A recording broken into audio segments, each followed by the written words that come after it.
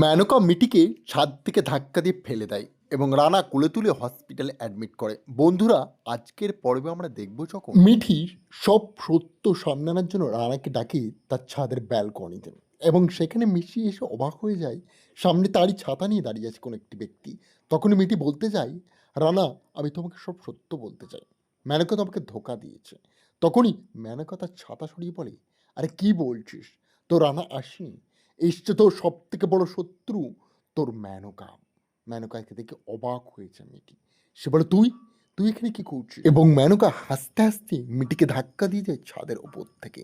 মিটি হঠাৎ করে কিছু বুঝে ওঠার আগেই পা স্লিপ কেটে যায় তারও। আর সে ধরে নেয় মিটির হাত। অবশেষে মেনকা আর বলে, তোকে আজ মরতে হবে রে মিটি। তুই কি ভেবেছিলিস সব সত্য রানাকে জানিয়ে দিবি? তা সম্ভব হবে না। তোকে মারার জন্য আমি যথেষ্ট। আর এই ভুলটা যেন জীবনও করতে চাস না। আজ তোর শেষ দিন। এভাবে তোকে শেষ করেও ভাবতে পারিনি। আমি তো ভেবেছিলাম মিটি, তোকে তিলে তিলে মারবো। বলতে না বলতেই মিটির হাত ছেড়ে দেয় মেনকা। আর মিটি গিয়ে সবার সামনে আচার খেয়ে মেঝেতে পড়ে। সঙ্গে সঙ্গে লক্ষ্য করে এরা না কিছু একটা নিচে পড়েছে। সে যখনই তাকায়, অবাক হয়ে যায় পিছন ঘুরে যে তার ভালোবাসার মিটি মাটিতে পড়ে আছে। আর এদিকে মেনকা বলে, তোর মৃত্যু কামনা হয়ে গেল সাকসেসফুল মিটি। আমি যেটা চেয়েছিলাম সেটা সম্পূর্ণ করেছি। মিটিকে ওই অবস্থা পড়ে থাকতে দেখে সঙ্গে সঙ্গে দৌড়িয়ে আসে সেইখানে রানা, এবং মিঠি মিঠি বলে চেল্লাতে থাকে। রানার চিৎকার সারা বাড়ি যেন গর্জে উঠতে থাকে। মিঠির এই অবস্থা দেখে রানা বলে, কি গো, ওঠো ওঠো মিঠি, কিচ্ছু হয়নি তোমার, তোমার কোনো কিছু হতে পারে না। কিন্তু মিঠির অনেকটাই সময় এগিয়ে যায়। তার মাথায় চোট লাগে এবং তার অবস্থা খুবই সংকীর্ণ হয়ে যায়।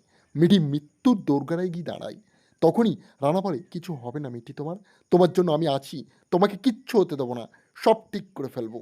এবং মিঠিকে জড়িয়ে ধরে তার মাথায় হাত বোলায়, এবং তার মাথা থেকে যখন সে লক্ষ্য করে গল গল করে সব বেরিয়ে যাচ্ছে, তখনই সে বলে, মিঠি, তোমার কোনো কিছু হতে পারে না, তোমার রানা এখনো বেঁচে আছে।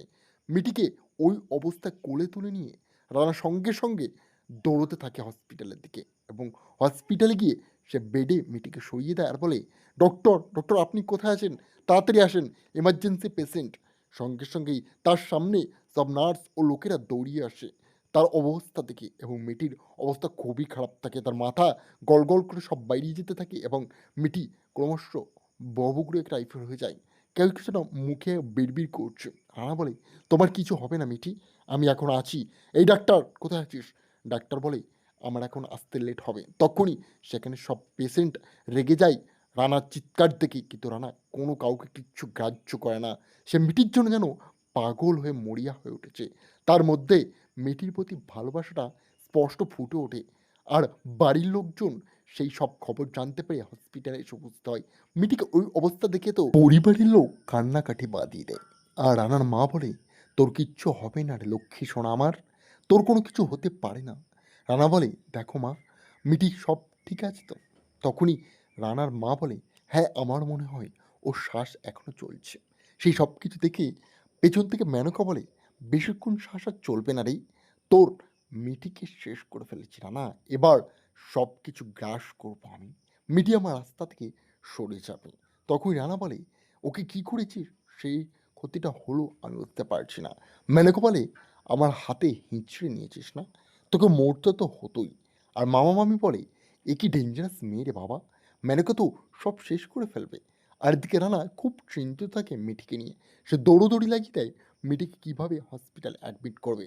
সঙ্গে সঙ্গে এমার্জেন্সি রুমে সে নিজে ঢুকে সব কিছু ঠিকঠাক করতে থাকে, এবং ডক্টরদের হাতে হেল্প করে তাদেরকে এগিয়ে দিতে থাকে রানা নিজে থেকে।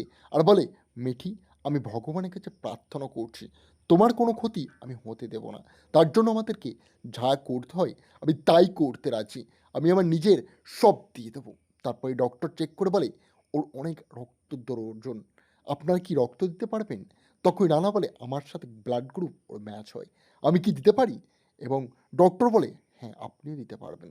মিটিকে সঙ্গে সঙ্গে তার হসপিটাল অ্যাডমিট করে রানা নিজে নিজের মিটির জন্য সব কিছু দিতে থাকে, এবং রানার প্রতি একটা মিটির যেমন ভালোবাসা আছে, ঠিক ভালোবাসার অপোজিট রানারও আছে। রানার চোখে জল জল করতে থাকে মিটির জন্য কষ্ট যন্ত্রণা এদিকে পরিবারের লোকজন সবাই চিন্তিত থাকে আর ডক্টরবাবু ভেতর অপারেশন থিয়েটারে অপারেশন করতে ব্যস্ত। মেয়েটির অবস্থা বেশ দুর্বল হয়ে যায়। মেয়েটি ঠিকমতো তাকাতে পারে না। ডক্টরবাবুরা বলেই দেয় তাকে বাঁচানো হয়তো প্রায় অসম্ভব হয়ে পড়েছে। এদিকে ভগবানের কাছে প্রার্থনা করতে থাকে রানা তাকে ফিরে পাওয়ার জন্য। আর সেই প্রার্থনার জন্য অবশেষে মেয়েটির জ্ঞান ফেরে এবং মেয়েটির সব কিছু সাকসেসফুলি ডক্টর সব চেক আপ করে ফেলে। তক্ষুনি হসপিটাল এসে উপস্থিত হয় পুলিশ লোকজন আর তারা মেয়েটিকে এই অবস্থার জন্য দায়ী করে। পরিবারের লোকজন বারবার জিজ্ঞাসা করে বলে যে মেনকা এই সব কিছু করেছে। পরিবারের লোকের সন্দেহ মেনকার দিকে এগোতে থাকে এবং তার মা ও বাড়ির বাকি সদস্যরাও মেনকার দিকে আঙুল তোলে। মেনকা বলে, আমি কিছু করিনি, আমাকে ফাঁসানো হচ্ছে খামোকা, আমি তো নতুন বউ বাড়িতে, আর আমার সতীন ছিল, ওই জন্য সবাই আমাকে দোষারোপ করছে। কী বা করবে, সতীনকে তো দোষারোপ সবাই করবে। তার হাজবেন্ডকে আমি চিনে নিয়েছিলাম, এই জন্য হয়তো রেগে যাচ্ছে, কিন্তু ক্ষতি তো আমি কেন করতে যাবো, বরঞ্চ ও আমার ক্ষতি করার চেষ্টা করতো বারবার। আপনারা ভুল বুঝছেন। আর মেনকা সেই জায়গায় কান্নাকাটি করে জিতে যায় পরিবারের লোকজনকে বাহানা বানিয়ে এবং পুলিশ অফিসাররা চলে যায়। তাহলে কি বন্ধুরা পারবে মিটি বেঁচে ফেরত এসে অবশ্যই মেনকাকে উপযুক্ত শাস্তি দিতে আর পুরো রানাকে ফেরত পেতে?